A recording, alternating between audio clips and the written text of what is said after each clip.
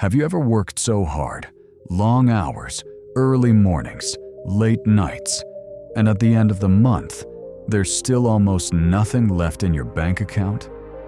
Maybe you've watched others succeed and wondered, what do they know that I don't?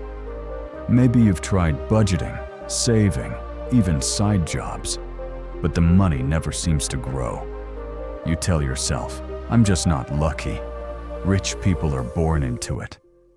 But what if I told you that the difference between where you are and where you want to be is not luck, talent, or connections, but how your brain is trained to think about money? This is the story of a man who had nothing until he learned to rewire his own mind, and everything changed. Stay with me until the end, because this story might change the way you think forever. In a quiet town surrounded by hills and farmland, there lived a 34-year-old man named Daniel. Daniel was a carpenter, not the kind who builds luxury homes or designer furniture. He was the kind who fixed broken doors, patched leaking roofs, and built simple shelves for neighbors who couldn't afford a real contractor. He worked 6 days a week, sometimes 7. His hands were rough, covered in calluses and small scars. His workshop was a shed behind his rented house, a narrow space with a single bulb hanging from the ceiling, and tools he'd inherited from his late father.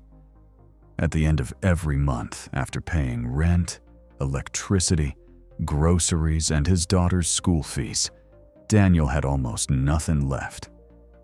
Some months, he had to choose between fixing his own leaking roof and buying new shoes for his daughter. What hurt Daniel most wasn't the poverty itself. It was the feeling that no matter how hard he worked, he could never get ahead. He watched younger men in town, some less skilled than him, opening businesses, buying motorcycles, building better houses, and he couldn't understand why. I work harder than most people I know, he told himself late at night, sitting alone in his workshop, staring at the wall. So why am I still stuck here?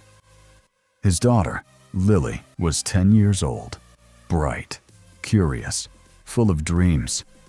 One evening, she came to the workshop holding a school assignment. "Papa, my teacher asked us to write about what we want to be when we grow up. I wrote that I want to be a doctor." Daniel smiled, but his chest tightened. He knew how much medical school cost. He knew he could barely afford her current school fees. "That's wonderful, sweetheart," he said softly. Lily looked at him with trusting eyes. "You'll help me get there, right, Papa?" "Of course," he whispered. But inside a voice said, "How? You can't even save $100. That night, after Lily fell asleep, Daniel sat on the porch and stared at the sky. The weight of being unable to provide the life his daughter deserved pressed down on his chest like a stone. "Something has to change," he murmured, "but I don't know what." 2 weeks later, Daniel received a letter from Lily's school. The tuition for the next term had increased, not by a little, but by nearly 40%. Daniel stared at the number. It might as well have been $1 million. He didn't have it. He wouldn't have it. He went to the school to ask for an extension. The administrator was polite but firm. "We understand, sir. But if the payment isn't received by the end of next month, Lily will need to transfer to the public school." Daniel walked out of that office into the rain. He didn't bother running for cover. He just walked slowly, letting the water soak through his clothes.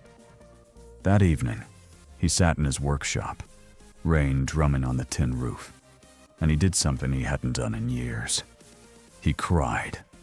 Not loudly, just quiet tears rolling down his weathered face, because he realized something devastating.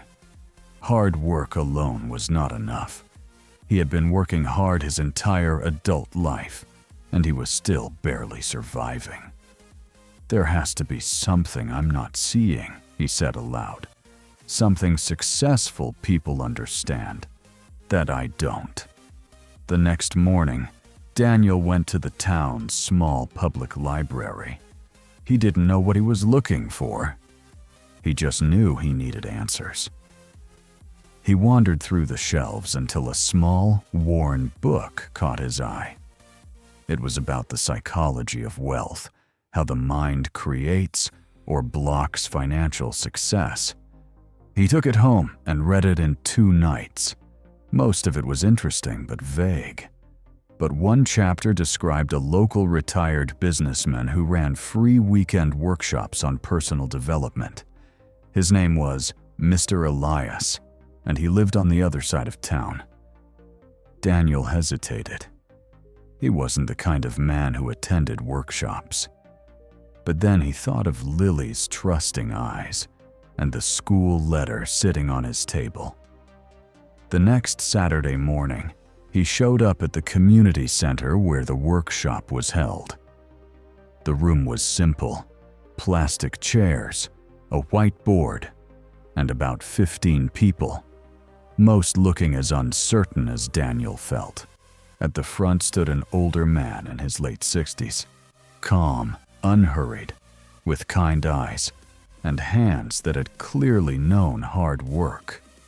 This was Mr. Elias, a man who had built and lost 3 businesses before finally creating one that made him financially free. He looked at the group and said something that stopped Daniel cold. "How many of you believe you deserve to be wealthy?" Silence, a few awkward glances. "That's the problem," he said gently. "Your brain is the most powerful goal-achieving machine ever created. But most of you have programmed it to believe that money is hard to get, that you're not smart enough, or that wealth is for other people. And your brain obeys whatever you program into it." Mr. Elias walked to the whiteboard and drew a simple picture: a radio with a dial. Think of your brain like a radio. Right now, most of you are tuned to a frequency I call the scarcity station. That station plays the same songs every day. I can't afford it. Money is hard. I'll never get ahead. And because that's what your brain hears all day, that's the reality it creates for you. He drew a second radio beside the first one. But there's another station, the abundance station. On this station, the songs are different. I am capable of earning more. Opportunities are everywhere. I am building wealth every single day. The question is, how do you change the station? Daniel leaned forward. This was exactly what he needed to hear. "Here is a 3-step system," Mr. Elias continued. "Simple, but simple does not mean easy. You must do it every single day. Step 1. Get crystal clear on how much money you want to earn. Not more money. An exact number. Write it down per month, per year. Be specific. Step 2. Every morning when you wake up and every night before you sleep, close your eyes and repeat, 'I am so happy and grateful that I am now earning.' And say your number 5 to 10 times. Picture the money. See it entering your bank account. Feel what it feels like to have that income consistently. Imagine how it changes your life, your family's life. Your brain cannot tell the difference between vivid imagination and actual experience. When you rehearse success, your brain starts working to make it real. Step 3. After your morning visualization, ask yourself one question. What can I do today to move closer to that number? Then take action. Even one small step. Vision without action is just a daydream. Daniel raised his hand. "But sir, I'm just a carpenter.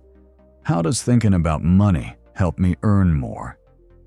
Mr. Elias smiled. "The right question is, What could a carpenter become if he believed he could earn 10 times what he earns now? Your brain has a creative problem-solving center. Right now, it's solving for survival. Give it a bigger target, and it starts solving for growth. That night, Daniel sat at his kitchen table with a blank notebook. For the first time, he wrote down a specific financial goal. I want to earn 5 times my current income within 1 year. He calculated what that meant per month and wrote it clearly. Then he wrote the affirmation exactly as Mr. Elias taught him. The next morning, at 5:30, before Lily woke up, Daniel closed his eyes and began. The first week felt strange, almost foolish. Words don't pay bills, his mind protested. But he kept going. After each session, he asked himself, what can I do today? On day 3, a new idea came. What if I visit the new restaurant being built on the main road and offer to build their tables and chairs? He walked into that construction site with nothing but his tools and his word. The restaurant owner needed 20 custom wooden tables. Daniel quoted a fair price. The owner agreed on the spot. That single contract was worth more than 2 months of his usual repair work. The opportunity had been there all along. His brain just hadn't looked in that direction before. Energized by his success, Daniel continued the daily practice. He created simple business cards, handwritten at first, and left them at hardware stores. He offered free estimates. He posted pictures of his best work on a simple social media page his daughter helped him set up. Within the second month, 3 more business owners contacted him: a bakery, a small hotel, a furniture shop. His income that month was more than triple his usual earnings. Neighbors noticed. "Daniel, what happened? You're busier than ever." He smiled. "I changed the way I think." And then opportunities appeared. By the end of the 3rd month, Daniel had saved enough to pay Lily's tuition for the entire year. He upgraded his workshop with proper lighting and new tools. He hired a young apprentice to help with growing demand. But the biggest change wasn't financial. It was internal. Daniel no longer saw himself as a struggling handyman. He saw himself as a craftsman building a business. Scarcity thoughts still appeared sometimes, but now, when they surfaced, he recognized them and changed the station. One Saturday, Daniel returned to Mr. Elias's workshop, not as a student, but to say thank you. "Mr. Elias, 3 months ago I was crying in my workshop because I couldn't afford my daughter's school fees. Today, I've paid for the full year, and I have clients waiting in line." Mr. Elias's eyes softened. "Daniel, I didn't give you money. I didn't give you clients. All I did was show you how to use what you already had. Your mind. The carpenter who builds his thinking first will always build a better life." 1 year later, Daniel had partnered with a local construction company to supply custom woodwork for housing projects. His income had grown beyond what he imagined on that first nervous morning of closing his eyes and repeating words. Lily came home one afternoon and said, "Papa, my friend asked me what my father does. I told her you're a business owner." Daniel's eyes filled, but this time not with sadness. "I am," he said quietly. "I really am." And every morning he still sat down, closed his eyes, and trained his brain. Not out of desperation, but understanding. Your mind is a garden. What you plant in it every day determines what grows in your life. Daniel's story teaches us something most people never learn. Your brain is not just an organ that keeps you alive. It is the most powerful goal-seeking instrument you possess, but it only works for the goals you program into it. Most of us spend years telling our brains what we fear. I can't afford it. That's not for people like me. Money is hard to earn, and our brains faithfully obey. They filter out opportunities. They avoid risks. They keep us safe inside our comfort zone and poor inside our potential. But when you give your brain a clear target, feed it vivid images of success, and back it with daily action, something remarkable happens. Your brain starts working for you instead of against you. Step 1. Tonight, write down the exact amount you want to earn per month. Be specific. Step 2. Every morning and night, close your eyes and repeat, "I am so happy and grateful that I am now earning your number." Picture it. Feel it. See how it changes your life. Step 3. Every single day, ask yourself, "What can I do today to move closer to my goal?" Then take one action. A phone call, a conversation, a new idea explored. Small steps done daily create massive results. Daniel was a carpenter with rough hands and an empty bank account. He didn't have a degree. He didn't have connections. He didn't have capital. He had a brain, the same brain you have right now. The only difference is he decided to train it. If this story shifted something inside you, hit that like button and share it with someone who needs to hear it today.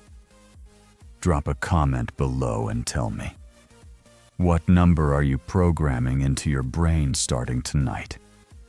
Subscribe to this channel for more stories that can change the way you think and live. Remember, your brain believes what you tell it. So start telling it something better. Stay patient. Stay grateful. Keep building.